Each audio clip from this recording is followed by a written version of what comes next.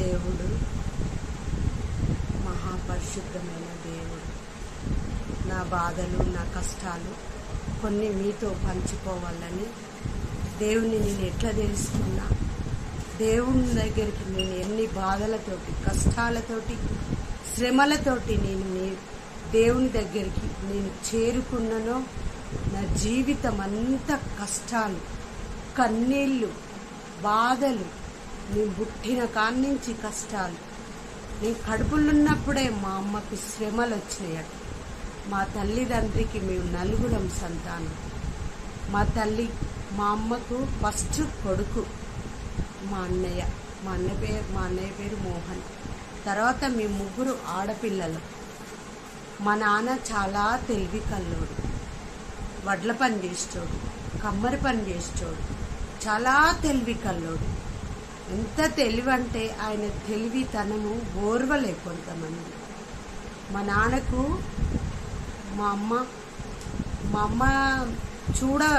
అమ్మను చూస్తే ఓర్వకుండా చేతబడి చేపించింది. మా బంధువులే చేపించింది. మా అమ్మకు దేవుడు వచ్చేది ఊళ్ళే పోషవ తల్లి శ్రావణమాసంలో. మా అన్నయ్య పుట్టినాక మా అమ్మకు దేవుడు వచ్చింది. శ్రావణమాసంలో పోషమ్మకు చేస్తుంటే పోషమ్మ కాడ మా అమ్మకు దేవుడు వచ్చింది. దేవుడు వస్తే మా నాన్న ఏం చేసిండంటే, కట్టేపియాలి, వద్దు మనకి దేవుడు వద్దు, మనం విషబ్రహ్మణలో మన ఇంటి ముందడికి ఎంతో మంది ఆయనోళ్ళు కానోళ్ళు వస్తారు, నువ్వు దేవుడు వచ్చి పలుకులు వాగుతుంటే నా ఇజ్జత్ పోతుంది అని మా నాన్న కట్టేపిచ్చిండు. కట్టు కాదు అసలు, మా అమ్మకు చేతబడి చేయించిండు. మా సంసారము మేమంతా విచ్చుగతంతమయ్యేటట్టు చేతబడి చేపించి మా నాన్న మేము నలుగురం పుట్టినాక మా నాన్న మమ్మల్ని విడిచిపెట్టి ఒక ఆమెను తీసుకొని, కోమటామెను తీసుకొని వేరే ఊరికి వెళ్ళిపోయాడు. మాకు ఆ రోజు వెళ్ళిపోయేటప్పుడు మా చెల్లె చిన్నది, 4 సంవత్సరాలు, నేను 7 సంవత్సరాల దాన్ని. మా అన్నయ్య వడ్ల పని చేసి, మా అమ్మ కూలి 4 చేసి వ్యవసాయ పనికి కూలికి వెయ్యి, అప్పుడు 2 రూపాయల కూలి. అప్పటి నుండి ఎన్నెన్నో కష్టాలు, ఎన్నెన్నో బాధలు. నేను ఒకళ్ళింట్లో, మా అమ్మ కోమట్ల ఇంట్లో ఇళ్ళల్లో పని చేసింది.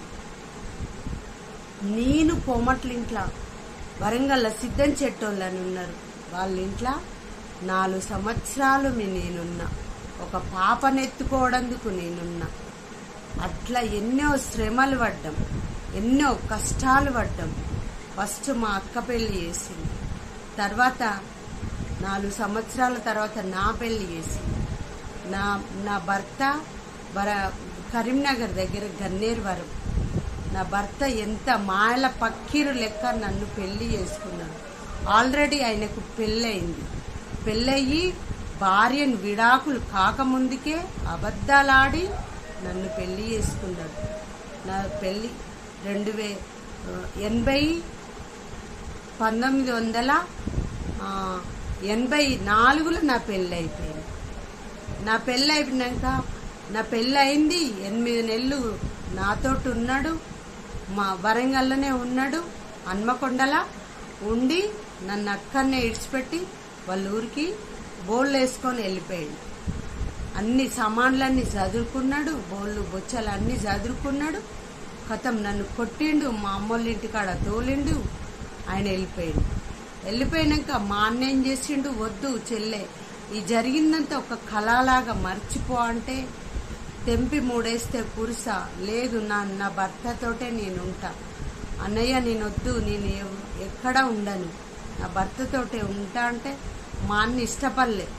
నన్ను కొప్పడి బాగా తిట్టి మా అమ్మనిచ్చి ఆ ఊరికి పంపిస్తే ఎప్పుడు చూడు తాగి కొట్టుడు, మస్తు కొడుతుండే. అట్లనైనా భరించుకుంటున్నా. ఎన్నోసార్లు కొట్టుడు చచ్చిపోయిందా అన్నట్టు కొట్టినా కూడా అట్లనే భరించుకుంటా నా కొడుకు కడుపులో పడ్డాడు. నా కొడుకు కడుపులో పడంగానే అంతకుముందు నాకు ఒకసారి దెబ్బలు కొడితే నాకు గర్భిణి వేయింది, 3 నెలల గర్భిణి వేయింది. పెళ్లి కాగానే నాకు గర్భం నిలిచింది. కొడితేనే దెబ్బలు పడితేనే ఆ గర్భిణి వేయింది. మళ్ళా 5 సంవత్సరాల దాకా నాకు సంతానం కాలే. మా అమ్మ ఎన్నో దిక్కుల తిరిగింది, మంత్రాలు, తాయితులు, దేవతల దగ్గర తీసుకుపోయింది, ఎన్నో విగ్రహాల దగ్గరికి ఎన్ని పోయినా నాకేం సంతానం కాలేదు. మళ్ళా ఎప్పుడు సంతానం నిలిచిందంటే 88లో నాకు సంతానం నిలిచింది. సంతానం నిలిచినాక మళ్ళదే కొట్టుడు నా భర్త, మళ్ళదే కొట్టుడు. మా అత్తమ్మ ఏం చేసిందంటే, మా అత్తమ్మ చాలా మంచిది. ఎంత మంచిదంటే ఆమె మనుషులు దొరకరు. మా అత్తకు 4 కొడుకులు కానీ 4 మూర్ఖులే. మా అత్తమ్మ ఏం చేసింది, ఇది మళ్ళా వీడు ఇట్లా కొడుతుండు, ఇంతకుముందు దానికి గర్భిణి వేయింది, మళ్ళా కొడుతుండని మా అత్తమ్మ ఏం చేసింది, నువ్వు మీ వాళ్ళ ఇంటికి వెళ్ళిపో బిడ్డ అని మా చిన్నమామ, మా అత్తమ్మ వాళ్ళ మరిది, మా అత్తమ్మ ఏం చేసింది, బస్ ఎక్కించి నన్ను హన్మకొండకు మా వాళ్ళ ఇంటికి పంపించేసినాక నేనేం చేసిన, ఇక మా వాళ్ళ ఇంటికాడనే ఉండిపోయినా. మా వాళ్ళ ఇంటికాడ ఉండిపోతే ఒకరోజు ఏమైందంటే, అప్పుడు నా కొడుకు కడుపులు ఉన్నాడు, 4 నెలలో 3 నెలలో గుర్తులేదు. అప్పుడు వాళ్ళు ఏసీ వాళ్ళు అయితే వాళ్ళు యేసు ప్రభుని నమ్ముకుంటే నేను హాస్పిటల్ పోయి వస్తుంటే చూసింది నాను. అయితే ఒకసారి మా అమ్మ వాళ్ళ ఇంట్లో ఏదో సుతారు పని ఉంటే మా అమ్మ పనికి పోయింది అన్నట్టుగా మా గురించి వాళ్ళకి తెలిస్తే ఏం చేసింది, నీ దవాఖానకు పోయి వస్తుంటే పిలిచింది నన్ను. నువ్వు సుశీల బిడ్డవు కదా అంటే అవును అన్న. అనగానే, అమ్మ నువ్వు అత్తగారింటికి పోతలేవు కదా, నీ భర్త మంచోడు కదట, ఒకసారి మేము యేసు ప్రభుని నమ్ముకున్నాము, నువ్వు ఒక 5 శుక్రవారాలు రా బిడ్డ, నీ భర్త మారుతాడు, మంచోడవుతాడు, నీ సంసారం నిలబడుతుందని ఆ ఆంటీ చెప్తే ఏం చేసిన, నేను 5 శుక్రవారాలు మా అమ్మకు తెలియకుండా నేను వాళ్ళ చర్చి కాదు ఇంట్లోనే 5 శుక్రవారాలు వాళ్ళ ఇంట్లో ప్రార్థన అయితే అప్పుడు 1988లో నేను వాళ్ళ మా అమ్మ సుతార్ పనికి వెయ్యేది. మా అమ్మ ఇంటికి సుతార్ పనికి వెళ్ళిపోయినాక నేను వాళ్ళ ఇంటికి పోయి మోకాళ్ళు వేసి ప్రార్థన చేసుకున్నా.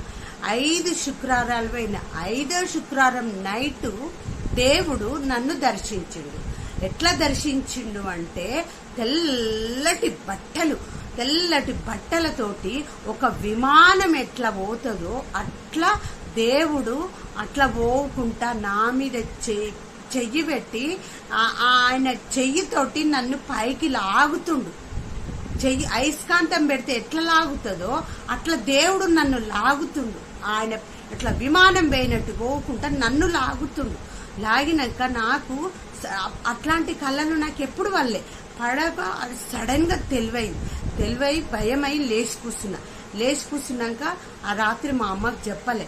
తెల్లారి మా అమ్మకి చెప్పిన నేను, అమ్మ నేను గిట్లా నీకు తెలియకుంటేనే నేను అమ్మ గిట్లా పలానా ఆంటీ వాళ్ళ ఇంటికి పోతుండనే 5 శుక్రవారాలు అయిపోయేవాటి నన్ను యేసు ప్రభు దేవుడు దర్శించుండు నన్ను అమ్మ అని అంటే, మా అమ్మ నన్ను గొప్పడి ఇది మాదిగోళ్ళ దేవుడు బిడ్డ, మనం పోవద్దే, మనం పుట్టింది విషబ్రహ్మ పుట్టుగా, నువ్వెందుకు పోతున్నావు అని నన్ను బాగా గొప్పడి తిట్టింది. నన్ను ఎట్లా పడితే అట్లా తిట్టినాక ఏం చేసిన అంటే, ఇక నేను పోకుండా అదే రోజు మా అమ్మకు దేవుడు వచ్చేది కదా, మా అమ్మకు దేవుడు వచ్చి, నువ్వు ఆ యేసు ప్రభు దగ్గరికి పోతే, నువ్వు వాళ్ళ చర్చికి నాకు తెలియకుండా పోతే ఆ దేవుడు వచ్చి అంటుంది కదా, నువ్వు లేనిపోని కష్టాలు వస్తాయి అని చెప్పింది మా అమ్మ. నా తల్లే కదా, నా తల్లి నాకు మంచిగా చెప్తుంది కదా అని ఇక నేను పోడు బంద్ చేసి అసలు ఆ దేవుని గురించి మొత్తానికి మర్చిపోయి అతను ఇట్లా అట్లా అయితే పొద్దులు పడ్డాయి. ఇక నా అత్తగారింటికి పోలేదు నేను, ఇట్లా అట్లా పొద్దులు పడ్డాయి. నా కొడుకు పుట్టినాక ఏం చేసిండు, మా ఆయన ఇక నన్ను తీసుకపోలే. మళ్ళీ నా కొడుకు 21 అయిపోయినాక శాంతి వచ్చింది. ఆయన పుట్టుడు శాంతి వచ్చింది. మూల నక్షత్రాన పుడితే అత్తగారు శాంతి పెట్టాలంట.